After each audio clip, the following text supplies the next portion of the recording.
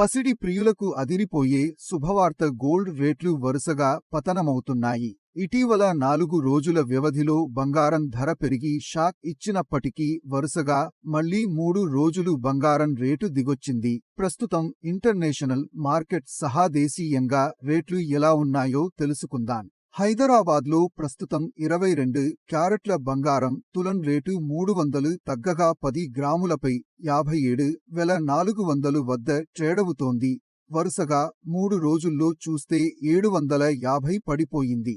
24 carats gold కూడా తులంపై 330 పడిపోగా ప్రస్తుతం 62,620 వద్ద ఉంది.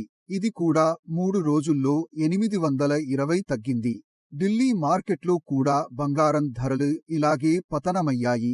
ఇక్కడ 10 గ్రాముల పసిడి రేటు 22 క్యారెట్లపై ఇవాళ 300 తగ్గగా 57,550 వద్ద కొనసాగుతోంది.